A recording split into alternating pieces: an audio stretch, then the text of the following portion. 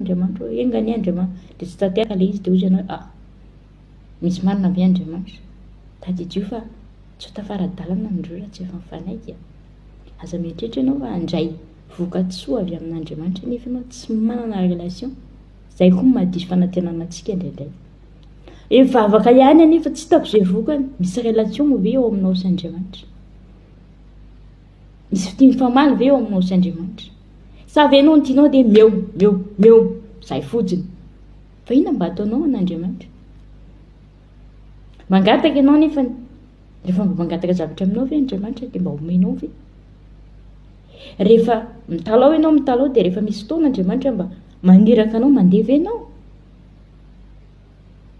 misy fototra ijoren'ny finoana ary havana fa raha ny materiala fotsiny no iorenan'ny finoana raha ny zavatra mandalo mety zavatra ilainao amin'ny fiainanao andavanandro no manosika anao andeha hivavaka dia miteny ianao mampalahelo be izany toe-ponao sy toe-tsainao izany razagaga ianao raha tsy ho azonao izay angatanao satria Andriamanitra ange tsy ohatran'ireny ianareo izany ny akaiky indrindra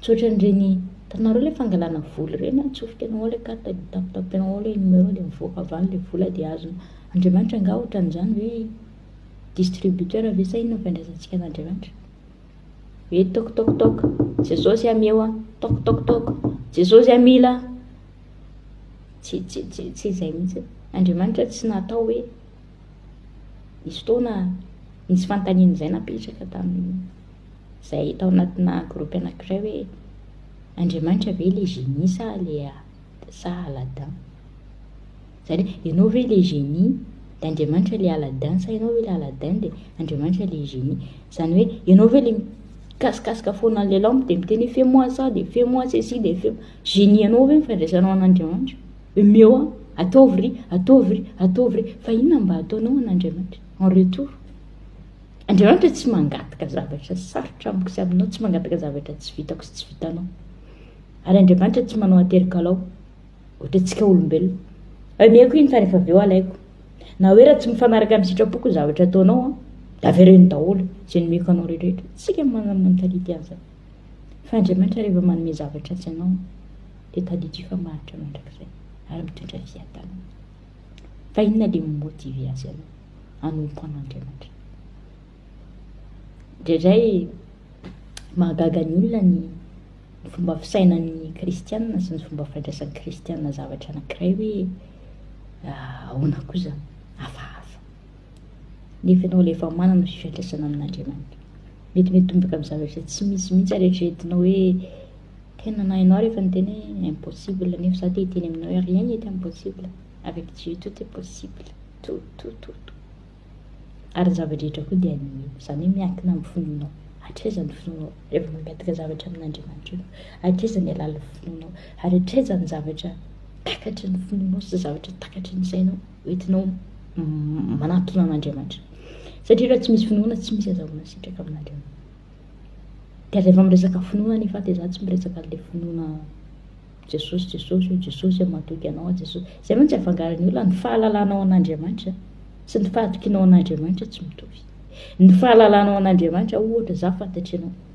ianao ny anarako izy ny anaranao Olga fantatry ianao Olga fa tonga avy dia atokisanao au premier regard ianao Olga ty ara tonga dia misy vola million ty dia arin-tranoko dia apetraka ao dia matoky anao non mila fantarinao izahanao toetra tsara aloha ilay olona alohan'ny ametrahanao fitokisana azy ny fahalalanao an'Andriamanitra izany hafa ny fatokinao an'Andriamanitra hafa dia eo no mahavery antsika hoe za mivavaka ihany manao rakotra ihany mifantanina ihany fa ahoana fa aiza ny fahatokinao dia aiza ny finoanao ianao ve ilay olona mila mahita vao mino ianao ve ilay olona mila mandray vao mandroso sa ve ianao ilay olona tonga dia mandroso dia matoky satria androso eo alohanao Jesosy fanontaniana tokony hapetraka ianao izany androany ho ina marina moa izany tena mimotivy anahy na moa izany mitarika tsy fahombiazana eo amin'ny fiainako tokony ho tsapanao izany androany satria ny tompo tena te-hampatsiahasy ianao amin'izany inona ny antony mahatonga ny blocage tsy mety mijanona mihitsy eo amin'ny fiainako toa miala eto dia indreto dia misy eto dia mila mandiniteny zatsy ianao ho inona any ambadika izany rehetrarehetra fa raha tena manana firaisana amin'Andriamanitra ianao dia mametraka n'Andriamanitra larana voalohany amin'ny fiainanao, tena essentiel, tena important. Ka rehefa tsy larana voalohany izy eo amin'ny fiainanao dia mitaky foana an'izay plasiny izay izy. Satria ny zavatra tsy tsapan'ny olona ary miteraka resabe indraindray eny amin'ny tambazotra serasera eny hoe ahoana moa izany ilay fomba fiteny hoe donne ta vie à Jésus, atoloran'i Jesosy ny fiainanao. Fa angamba tsy Jesosy no efa nanolotra ny fiainanao ia, Jesosy efa nanolotra ny fiainanao anao, fa mila raisinao ilay fiainana izay natolo. Izay tsy azo ilay olona, mila raisinao Jesosy, nanolotra izy dia raisinao. Dia rehefa handray azy nefa ianao dia tsy tianao enao ty, izay ilay mahatonga ilay hoe atoloro ny fiainanao. Satria raha ilay fiainanao mbola feno fahotana, feno faharatsiana no atolotra ho an'i Jesosy, tsy mifanaraka aminazy iny fa tsy maintsy ataon'ina vonono ho faty aloha, diovina izay ilay hoe miara-maty dia miara-mitsanga. Dia izay tsy azahoan'ilay olona ilay izy hoe ahoana moa izany hoe atoloro amin'i Jesosy ny fiainanao fa ngatsy Jesosy nefa nanolotra ny fiainanao ia, tena marina izany. Jesosy nanolotra ny fiainanao anao, fa ianao koa raha te handray an'i Jesosy dia mila manolotra ny fiainanao ho an'i Jesosy, mba hatanteraka an'ilay teny hoe tsy izaho intsony ny velona fa Kristy ny velona atao anatiko. Amin'ny fomba ahoana ny iveloman'i Jesosy ao anatinao raha tsy atolotra ho an'i Jesosy ny fiainanao, maty aminao ianao dia mivelona ho an'i Jesosy. Hitanao betsaka ny zavatra sary takanina rehefa tsy tena mbola vonona ianao hiaino sy handray ny tena fahamarinana. Misy zavatra tiantsika miheno azy, tiantsika mandray azy, dia misy zavatra tsy tiantsika. Indrindra zavatra manindronindrona atsika na manitsinitsy atsika na dia tezitra tsika. Nefa ny miaraka amin'Andriamanitra, tsy hoe je t'aime foana na zanako anao dia tahiko anao dia ameko an'izao ianao dia tahanao, tsy izany foana fa raha mamaky baiboly ianao dia misy koa ao, misy kapoka ao, misy ozona ao, misy zavatra be da be ao, fa aza jerena fotsiny hoe Andriamanitra dia fitiavana, dia fitiavana izy, izay ataoko fa fitiavana izy. Non, Andriamanitra fitiavana izy, fa izy koa nefa ray saro-piaro, mananatra ny zanany, mamaly ny helikon-dray amin'ny taranany. Mila jerevantsika ilay imagin'Andriamanitra, jerevantsika izay amin'ny vidéo manaraka. Otriny ahoana ilay imagin'Andriamanitra, ahoana nahafantarantsika ilay tena toetra n'Andriamanitra, ilay imaginy hoe otriny ahoana izany Andriamanitra. Ny Andriamanitra sy fantatra hoe Andriamanitra dia fitiavana. Fa toy izao ny tiavan'Andriamanitra n'izao tontolo izao, nomeny ny zanan'ilay tokana mba tsy ho hoe izay ny fahafantarako sy fahafantaranao an'Andriamanitra. Fa ambadika izay mbola misy endrika hafa tokony ho fantatrao amin'ny toetra n'Andriamanitra sy ny imagin'Andriamanitra. Dia androany aty hampahery anao hoe tianao hoe nanana finoana maresika, tianao hoe nanana finoana matanjaka, tianao hoe namindra tendrombohitra, fantaro tsara aloha hoe iza ilay inona. Fa raha miditra lalao anatin'izany sehatry ny finoana izany ianao dia miteny aminao fa na fomba fijerin'ny olona anao ary hafa mihitsy. Fijerin'ny olona fa ohatrany hoe mivika kely izany ny sainao, izy mieritreritra hoe non, fa sasan'olona tany ny atotoany. Misy ny teny hoe manao foana ireny, tsy takatry ny olona le degré an'ilay finoana rehefa tena iainanao ilay finoana, ary tena tsapanao hoe ny fomba fitondran'Andriamanitra amin'ny fiainanao dia tena hafa mihitsy rehefa tena mioro-paka ao anatinao ilay finoana. Ary ianao rehefa ao anatinao ilay finoana dia tsy miandry zavatra hitranga, tsy mijery zavatra hiseho, fa mandeha tsy misy point, tsy misy virgule, satria fantatry ianao fa efa nandroso teo alohanao Jesosy. Izay finoana matanjaka izay mila hananako sy hanananao, fa mila fantarinao aloha hoe inona ilay finoana dia inona ilay motive anao hanana an'izay finoana izay. Misy ny olona mieritreritra hoe zavatra tsy fantatro, iza ny zavatra nitranga teo amin'ny fiainanao, ka tena nanosika anao hitoky an'Andriamanitra, nanosika anao ino fa tena misy ary velona sy manjaka izany Andriamanitra. Nefa rehefa lasa iny zavatra iny dia miverina indray midaraboka ary ambany eny. Tsy izany ny atao hoe mino ry havana, ny atao hoe mino dia mino hatramin'ny fahafatesana, ny atao hoe mino dia tena hoe tsy mivadika. Jareo ireny apôstôly ireny, raha lavitra loatra amintsika ny apôstôly dia jereo martyra, isika malagasy nanana martyra izay maty noho ny amin'ny finoana an'Andriamanitra, navarina tao am-pamarinana. tsy anganoangano arirarira fa zavatra misy teto amin'ny firenetsika. Inona ny motive andren'olo reny ka natonga azy tena afoy tsy vadika ka hialatra amin'ny noho ny amin'Andriamanitra. Ka za te teny aminao androany hoe mila fantarinao an'io hoe inona le motive anao.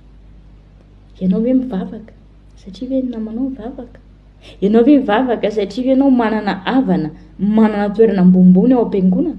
Ianao hoe mivavaka satria ny génération ny dadabe anareo efa mpivavaka. Ianao hoe mivavaka satria dadatoanareo paster. Ianao hoe mivavaka satria mpitory filazantsara daholo ny namanao rehetrarehetra. Inona ny motive anao?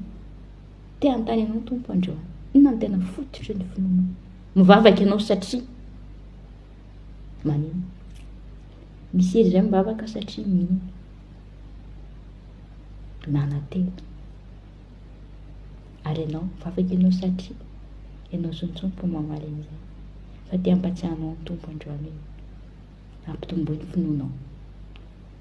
Mety hoe ambany dia ambany ny degré ny finoanao amin'izao fotoana izao, ampitomboy ny finoanao. Mihereza mihaino toriteny, mihereza mihaino hira fijerahana, mihereza mamaky baiboly indrindra satria ao anatin'io baiboly iny tena ahitanao ny tena révélation. Mety misy ny olona samy manana fomba hitoriany aminao, mety misy ny olona samy manana fomba hanazavany aminao, fa ianao ny persona mihitsy mila manao ny enquête anao. Misy film izay tsy haiko na efa hitanareo na mbola tsy hitanareo fa nanao enquête momba an'i Jesosy izy fa tamin'ny farany dia lasan'i Jesosy ihany. Ny haika izy fa misy velona sy manjary satria raha ho analizenao daholo ny profo rehetrarehetra hoe maty teo amin'ny hazo fijaliana izy, zanaky Maria sy Josefy izy, kanefa izy zanak'Andriamanitra izy. Da le finoana vatok inany amin'ny zavatra tenaina fanehoana zavatra tsy hita. Dia mba alaivo izany ny définition-ny atao hoe finoana.